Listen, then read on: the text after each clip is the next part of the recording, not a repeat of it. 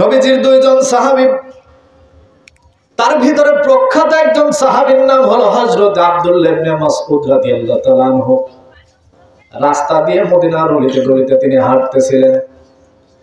হঠাৎ করে একজন ইহুদি নবীজির দুইজন সাহাবীকে প্রশ্ন করে বললেন, নবীর সাহাবীরা রে, তোমরা কি বলতে পারবা এই জামানায় শ্রেষ্ঠ জাতি কারা? নবীজির সাহাবী, প্রখ্যাত সাহাবী হযরত আব্দুল্লাহ ইবনে মাসউদ রাদিয়াল্লাহু তাআলা আনহু বললেন। তিনি চুপ করে রইলেন। তিনি চিন্তা করলেন, নবী যদি শ্রেষ্ঠ হয় তাহলে উম্মতও আমরাই শ্রেষ্ঠ হব। কথা বলেন ঠিক কিনা? প্রিয় ভাইরা আমার, তাফসিরে মাযহারি আল্লামা কাজী সানাউল্লাহ পানিপতি রাহমাতুল্লাহ আলাইহি তিনি লিখতে গিয়া বলেছেন, দুইজন সাহাবী যখন হাঁটতেছিলেন, এমন সময় ইহুদি ডাক দিয়ে বললেন, নবীর সাহাবীরা রে, তোমরা কি বলতে পারবা এই জামানায় শ্রেষ্ঠ জাতি কারা?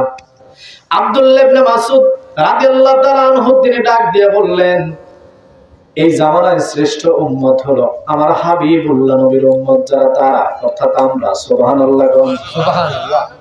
কারণ হলো এই জামানায় ইহুদি যিনি প্রশ্ন করলেন উনি ছিলেন আপনার মুসা আলাইহিস সালামের উম্মত। কার উম্মত? মুসা আলাইহিস সালামের উম্মতদেরকে দুনিয়াতে ইহুদি বলা হয়।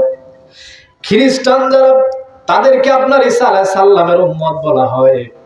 এরকম যত নবী আসছে তাদের উম্মতও আলাদা আলাদা ছিল, যার কারণে ইহুদি চিন্তা করেছেন যে আল্লাহ তাআলা আমাদেরকে মান্না সালোয়া খাইয়েছিলেন জান্নাত থেকে, যার কারণে আমরা হলাম শ্রেষ্ঠ জাতি।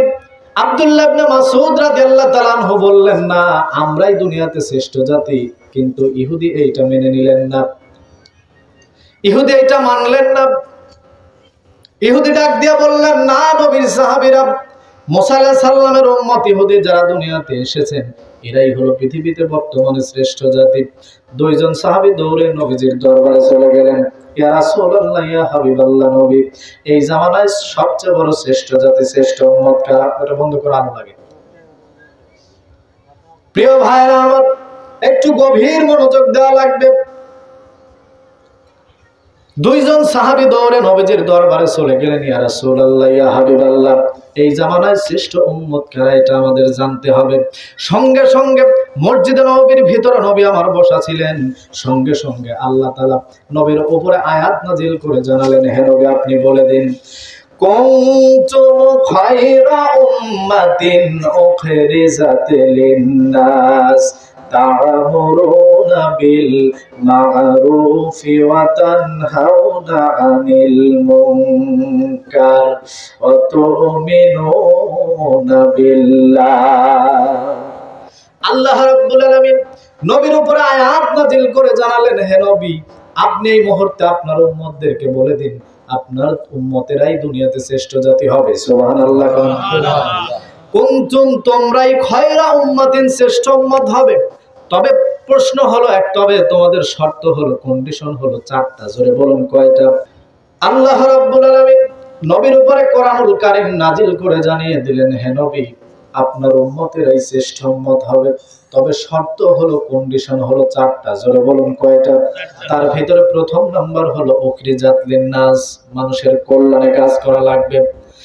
দ্বিতীয় নাম্বার হলো তা'মুরুনা বিল মা'রুফ, সৎ কাজ যেটা ওইটা মানুষকে আদেশ করা লাগবে, এবং অসৎ কাজ যেটা আছে, যেটা নিষেধ, সেটাকে নিষেধ করা লাগবে। ওয়া তু'মিনুনা বিল্লাহ, এবং আল্লাহ তাআলার প্রতি স্থির একটি ঈমান আনা লাগবে। এই চারটা কাজ। তার ভিতরে প্রথম নাম্বার কন্ডিশন আল্লাহ তাআলা দিয়ে দিলেন, হে নবী আপনার উম্মতদেরকে দিয়ে দিন উখরিজাত লিন-নাস, মানুষের কল্যাণে কাজ করা লাগবে, অর্থাৎ মানুষ যাতে উপকৃত হয় এরকম কাজ করা লাগবে।